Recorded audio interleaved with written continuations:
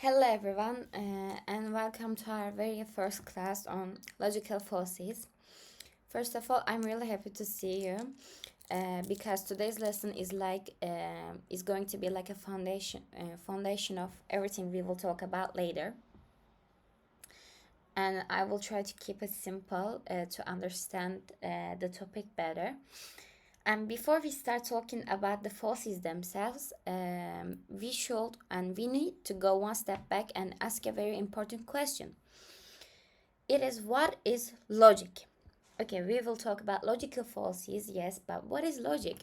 You see, it's almost like impossible to understand how people think incorrectly if we don't first understand how they are supposed to think correctly, right? So that's why today we will build the base. We will learn what logic is, what an argument is, and finally what a logical fallacy is. And by the end of this lesson, you guys will be able to recognize when something sounds logical but it's actually not logical, it's misleading. And let's start simple. Like I said, logic is a science of correct reasoning. But what is correct reasoning? And it's something that helps us to organize our thoughts in a clear and constant way so that our conclusion makes sense. In short, we can say logic doesn't tell us what to think, it teaches us how to think. And if you don't know how to think, you can understand things correctly, right? So you should learn it. And in this lesson, I will try to explain everything with examples because this topic is not that easy to understand in the first lesson. So I will just try to give so many examples we can understand it better. And from everyday life, we can say you look out the window and see dark clouds. It can happen, right? And then you say, okay, if the sky is dark, it's probably going to rain. So you decide to take an umbrella. And guys, congratulations, you just used your logic. You looked at the evidence, you looked at the sky and thought it's dark, so I should take my umbrella and it's probably going to rain. And then you made a connection between them and reached to a conclusion. So you just used your logic. But imagine you say, how can we say? We can say every time I wash my car, it rains the next day. So my car washing must cause the rain. But that's also a conclusion, right? You just reached to a conclusion, but not to a logical one. This is exactly how fallacies start. This is exactly how fallacies are. When a conclusion seems to follow from evidence, but it really doesn't. It doesn't have anything with the evidence. So we can say logic is like a map. It's like a map for your mind, for the mind. And without it, we might still move, yes, but in random directions, you know. But if we use our logic, with logic, we move with purpose and step by step from a reason to a reason. Now, I want you to think of logic like we can say like a toolbox, okay? When we reason, when we make decisions or when we defend an opinion, we open that toolbox and use different tools. It might be dedication, deduction, evidence, and so on. But if one of the tools is broken or we use it incorrectly, the result is not reliable anymore. It's not going to be reliable. So that's when logical fallacies appear, guys. That's how it's going to appear. I think we understand what logic is and why is it important. And our next question is going to be, what is an argument? Okay, what exactly is an argument? Do you know? Do you want to give an answer? Okay, I don't think no one wants to give an answer, so I will explain it. Guys, in logic, an argument isn't a fight. It's not a fight. It's not about shouting. It's not about saying I'm right louder than the other person. It's not that. An argument means a structured way of reasoning. and it made of two main parts. Okay, an argument is made of two main parts. It has premises, and premises mean the reasons, the evidence, and the why of the argument, the why part. And then there is conclusion, the claim or idea you are trying to prove. We can understand with examples better. So we can say, let's think a sentence. Let's say, the streets are wet, and therefore it must have rained last night. Okay, here, and the streets are wet is your premise. It's the premise part of your argument, and then it must have rained. It's the conclusion part of your argument. It seems logical, right? But wait, guys. Maybe someone cleaned the streets, or maybe a pipe broke. You might not know that. The argument looks logical, but it's missing information. It's not logical. There is a missing information in there. So when we analyze an argument, we ask two questions. This is so important. We ask, are the premises true, or do they really support the conclusion? These two are the things that we should ask to understand, to analyze it. If both are yes, then the argument is sound. It means it's sound. But if it's not, it's flawed and maybe fallacious. So let's practice it together, okay? We say all humans are mortal. Socrates is human, okay? You said all humans are mortal. Socrates is human. Therefore, Socrates is mortal. Perfect. This argument is both valid and sound. But then you say, the example two is going to be like, all fish can fly. A salmon is a fish. Therefore, a salmon can fly. But yes, this one is valid in structure, but because it follows the rule, but it's not sound, because the first premise is false. Fish can fly, right? You know that. But you said all fish can fly, so it's not sound because it's false. See, logic cares not only about how we think, but also about what we used to think.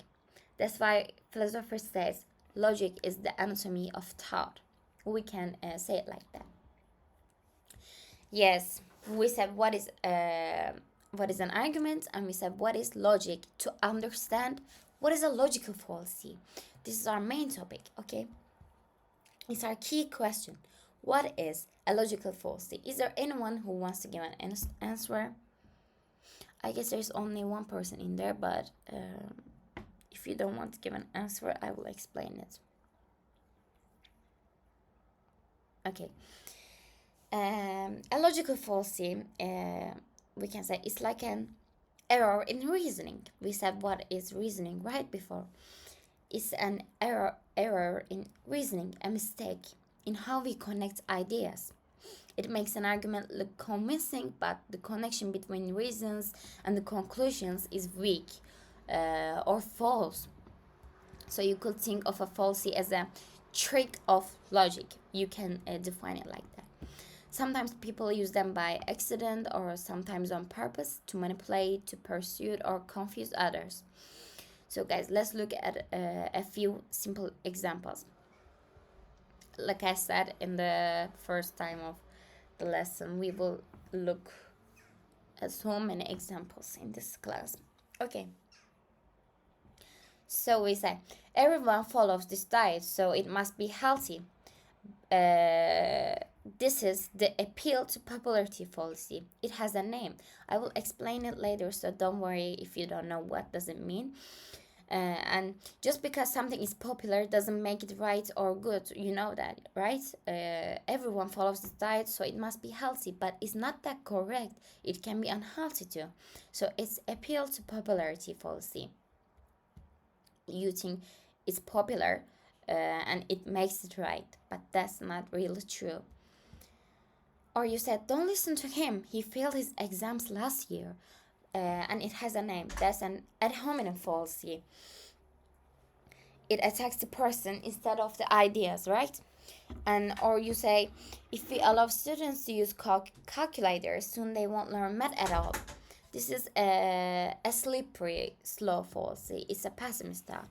It assumes a small step will lead to a disaster without any proof. Or you say, if you don't study this Saturday, you will end up in streets because you're not going to get in college, and now you're not going to get a job, and now you're going to be poor, and then you're going to be on streets, and then you're going to die. But it's not really true, right? It seems logical, or it can be like something that's true, but it's not. It's a disaster scenario. So we said this a slippery slope. See how these arguments feel persistive but collapse when you examine them closely. That's what makes falsies dangerous. They work on our feelings, not our logic, guys. They use our feelings a lot. So let's pause for a second and reflect. Why do people fall for falsies so easily? Because human thinking is emotional and biased. Like I said, cognitive biases, right? Human thinking is emotional and biased. Our brains love shortcuts and they save time. They are programmed in this way.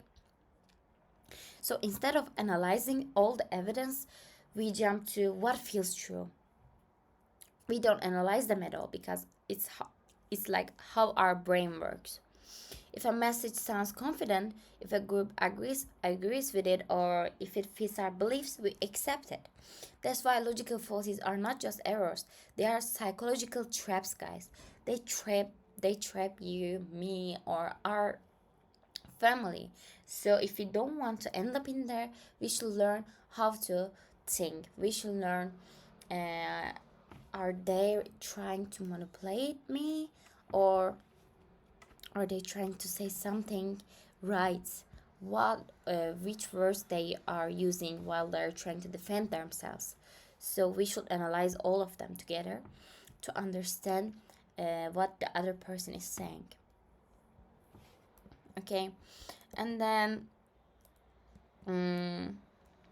I just want to talk about a short history of falsies, like a timeline, and it's going to be like a travel back in time. Okay, a little.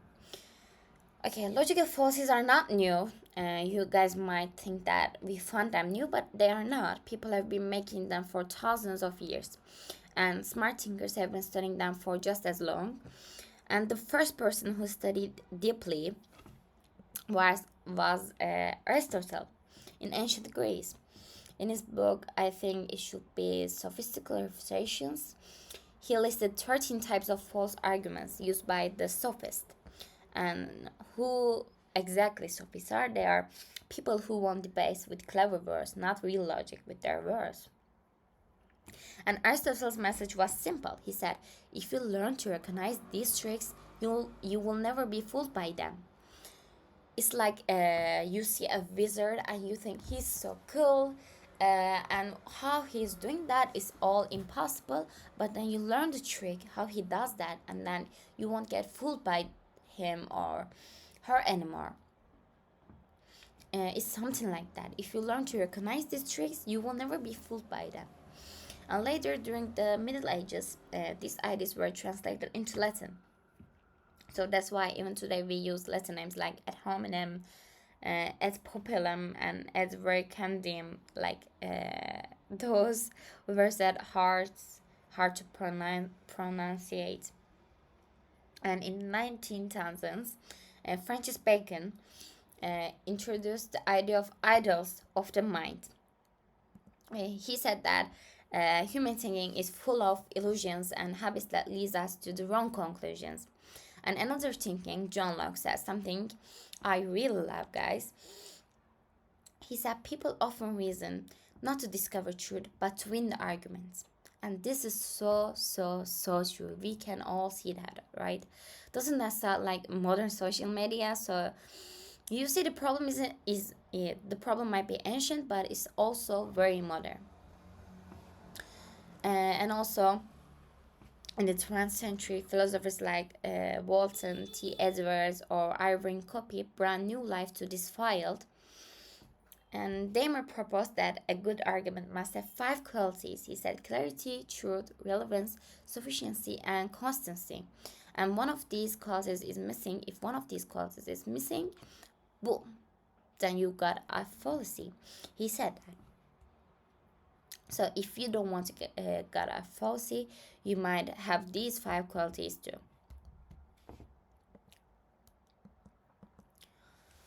Okay, the importance of recognizing logical fallacies.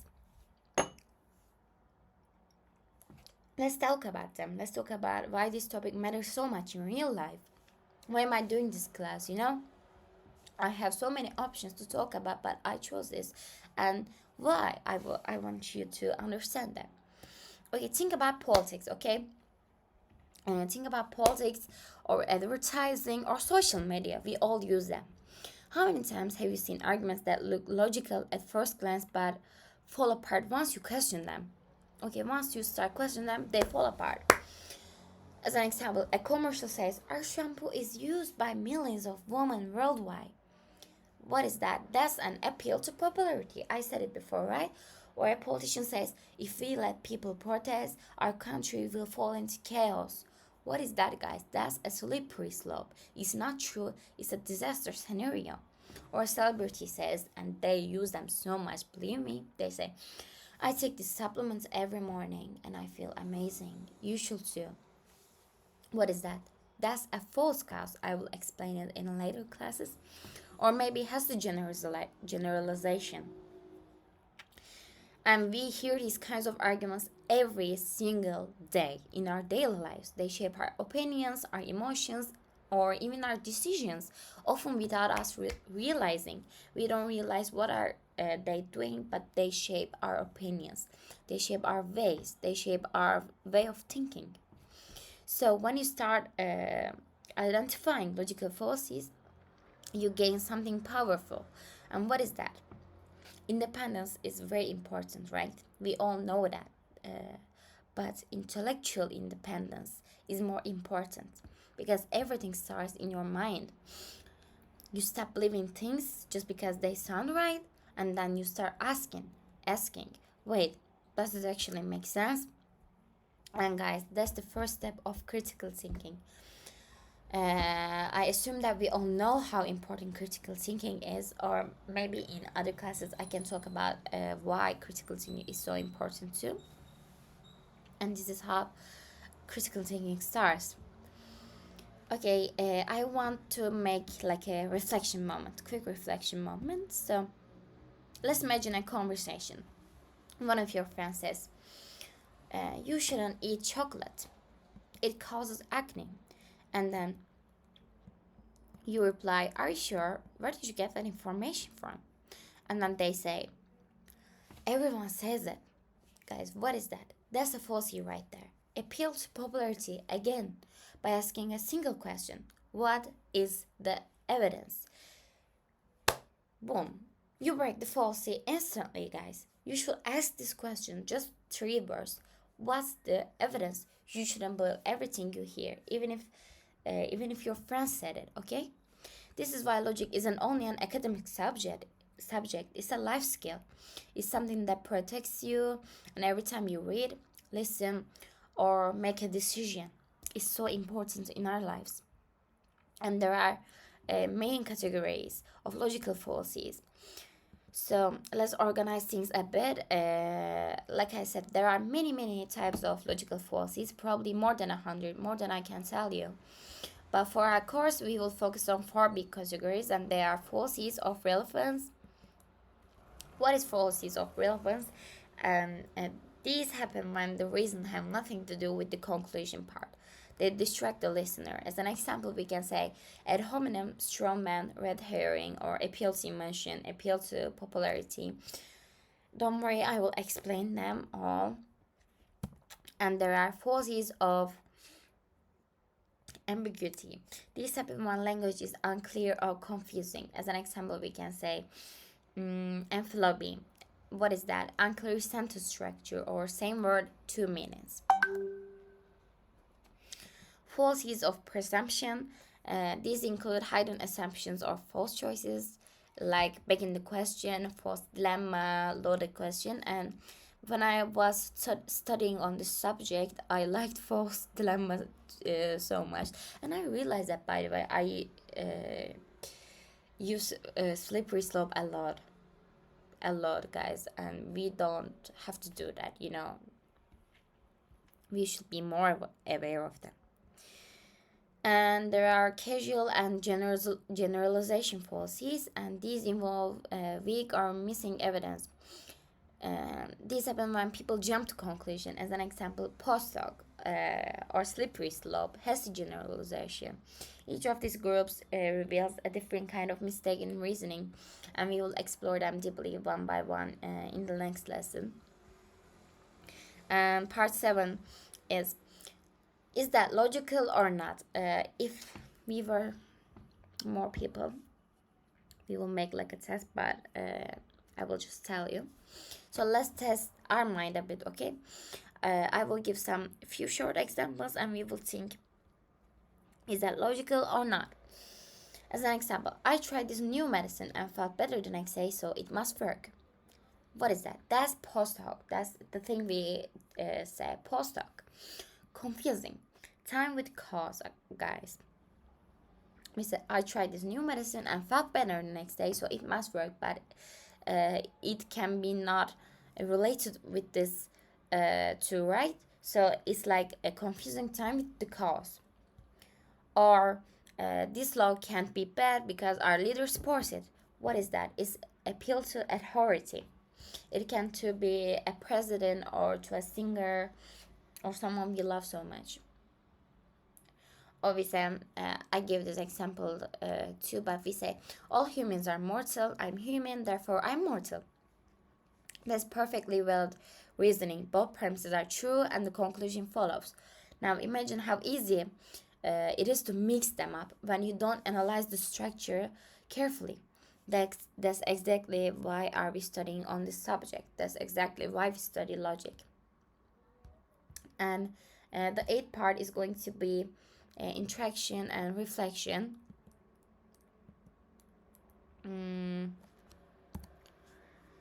Let's make this more personal, okay?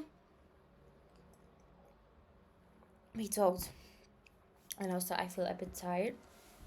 Let's make this more personal. Think about a time when someone tried to convince you of something, maybe to buy a product or to join an event or to believe an opinion. Ask yourself, did they use facts or did they use feelings? If they said, trust me, everyone's doing it, or come on, don't you care about people's emotions, then they weren't giving logic, guys. They were giving manipulation. They were using your feelings. Because logic gives you statistics. Logic gives you evidence. Logic gives you power to say politely but firmly, I understand what you mean, but can you show me the evidence? That one sentence separates a logical thinker from a passive listener. It's so important to ask. And I'm just going to skip to the conclusion part. So, if we want to summarize today, we learned logic is a science of correct reasoning.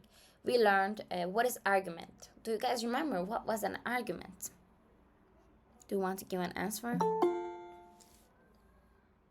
Okay. Arguments are built with premises and conclusions.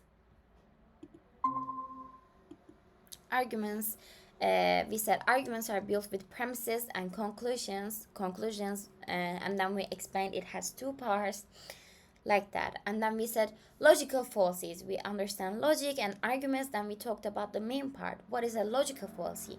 We said logical fallacies are mistakes that make arguments sound better than they are. And we said fallacies are everywhere in advertising, politics, and daily talk. And we said, why should we know them? Because, guys, they are in everywhere. They are in everywhere we learn, every way we go. So if we don't want our mind to be controlled, we said we should know how people think. We should ask, what is the evidence? Okay, that was the key question. Then we said recognizing them makes you a stronger and more independent thinker. To be an independent thinker, you should recognize them. What are we going to do in our next lesson?